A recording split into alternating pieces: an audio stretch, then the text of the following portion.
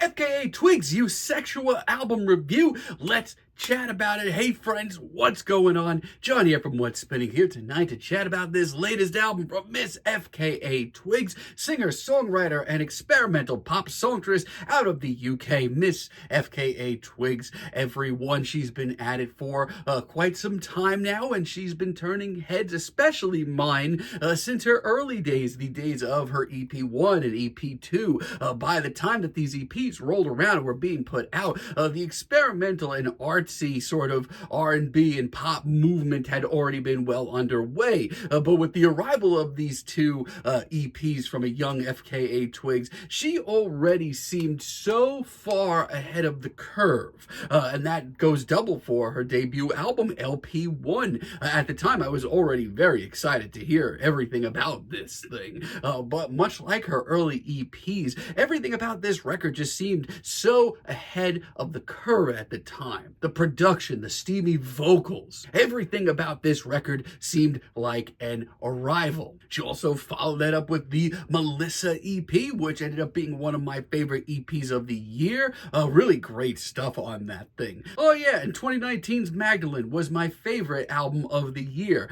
and still just an absolutely groundbreaking art pop record. If you haven't yet, go and listen to it. As far as the weirder side of art pop and alternative R&B right now, FKA Twigs over the last decade has kind of been the be-all, end-all, which leads me to her last record, Capri Songs, which was marketed as a mixtape, and I understand that, and I'm gonna be real with y'all, it's not exactly a project that I'm overly excited about. It's decent, it's got some bangers. That track with The Weeknd is also really, really good, but more times than not, and I might be in the minority here, but I felt like a lot of the beats on this record just didn't play to FKA Twigs' strengths. Now, this album has been hyped up for quite some time. She started dropping singles back in September of last year. And a lot of those singles just seemed to be exactly where I wanted to hear FKA Twigs at the time. Without further ado, let's chat about this thing. This album kicks off with its title track, Eusexua, and I mean, I'm gonna be real with y'all. I've been obsessed with this tune since it dropped in September. Everything about this track just seems like a ambitious entrance to the world of FKA Twigs. The shimmering beat, the glistening production, her incredible performance on this cut. It's awesome. And this track has this kinetic energy to it that makes you feel like it can just take off at any time. And yeah, it's a track that you have to sit with. A lot of this record is, but eventually it does end up taking off with this very shimmering, sort of old school, almost late 90s pop beat. And let me tell you, that's far from a bad thing. Now, as a matter of fact, this track seems to be the perfect medium between FKA Twigs' kind of weirder, more outsider work, but also her pop sensibility. It is great. Amen. Also, Girls Feel Good. Also, really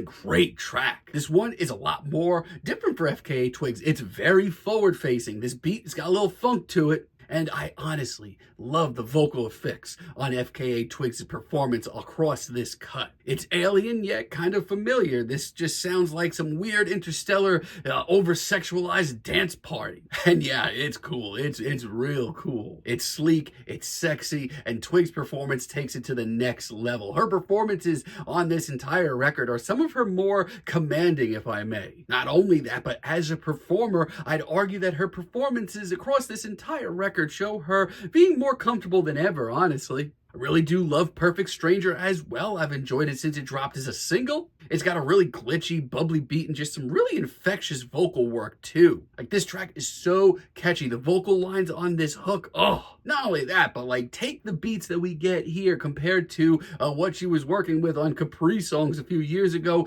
This, to me, just screams her. It sounds like a modern pop classic that you grew up with, but with a little bit of an FKA Twigs twist, and yeah, that excites me. Also really love Room of Fools. Once again, we're kind of met with this beat that does seem oddly nostalgic. A lot of them seem pretty timeless. Like, so many of these tracks come with beats that sound like underappreciated gems from the early 2000s or even late 90s. This one is sweaty, it's amped, it's super catchy as well. And overall, this FKA Twigs honestly sounds unbelievable. Once again, her kinetic energy on this track is just so infectious. This track is so commanding. I need a damn shower after this cut. Sticky is also really really good. It's one of the more tragic and downtrodden tracks on this record. If you liked the Magdalene record, this is very much in that vein. It's tender, it's hushed, it's bruised, and once again, really revealing. And it really is stunning to just see FKA Twigs and her ideas come together on tracks like this. It's exciting. It's dainty, but it's also glitchy. You just want to keep looking a little bit closer. And thankfully, Twigs does not really drop the ball too much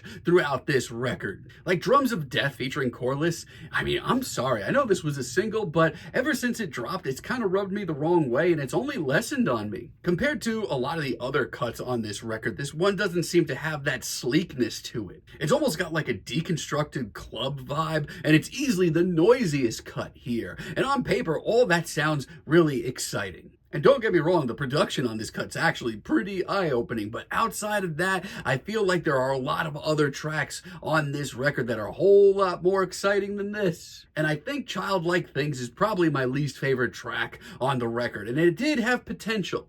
I mean, the bubbly beat that we get here is actually sort of a glitzy, fun track that I kind of needed at this point. And her vocals, they're not bad. Everything seems well from a distance, but the more I listen to this track, especially the hook, this track just haunts me. Compared to some of the other cuts here, this is easily one of the most grating moments on this record. Thankfully, though, outside of that, I feel like all systems are go for Twigs right now. This seems like a coming together of where she's going and where she's been in the best way. Really love Keep It, Hold It. This is one of the more playful and bubbly tracks here, even if it's still very, very downtrodden. I mean, that synth line that we get here, my lord, it is hypnotic. And of all the cuts here, if you're a fan of FKA Twigs' early work, this track is probably going to be your track of the album. It's dense and it's weird. It's so weird. It's a track that you're going to need to turn your brain on for. But it's worth it. And halfway through, we get this booming pop beat that I did not expect. It's exciting. Striptease late single dropped late into the album cycle. And honestly, it's one of the tracks that's grown on me the quickest here. This beat, oh my stars. Is it ever amped? It sounds like a damn siren going off. And above all of this, we get this incredible performance from FKA Twigs, who sounds at this point halfway between an angel and an AI, in the best way. It's also one of the more formless and sort of no rules cuts here. And also the beat switch and the angelic vocals that we get in the final moments, hell yes. Really do love 24-Hour Dog as well. I mean, the synth line that kicks off this track is so familiar, but so warped and haunted. The pacing here, the production, it is immaculate. I mean, the sound play alone here is impressive. The rest of this track is just icing on the cake. It's one of the more risk-taking tracks here that just seems constantly shifting, constantly changing, but it pays off. And with Wanderlust, Twigs is far from turning down a risk, as this album just gets its first true blue ballad to kick this album's finale off. It's one of the more quieter and hushed tunes here, but my lord, her vocals on this cut are some of the most impressive I've heard from her in ages. They absolutely soar. Not only that, but this sounds like the huge statement that this album really did need to end on. It is actually a pretty unbelievable finale. Now, is this my favorite FKA Twigs record? No, I still think I prefer Magdalene at the end of the day, maybe even LP1, but right now in pop, in art pop, and the experimental R&B and experimental pop fields, Twigs is on cruise control in the best way. I mean, this album is just so impressive, and I feel like it's only going to grow on me more as this year rolls on. The production is immaculate. Her vocals have only grown. Not only that, but more than ever, she's sounding comfortable in her own music. And God, I mean, the sky's the freaking limit, and I can't wait to hear more of whatever she's cooking up next. For right now, though, I'm feeling a very decent 8 on this record, but let me know what you all think down below. If you like the video, be sure to give us a like, give us a subscribe, and let me know down below what you would like for me to chat about in the future. And until next time, have a great day, friends.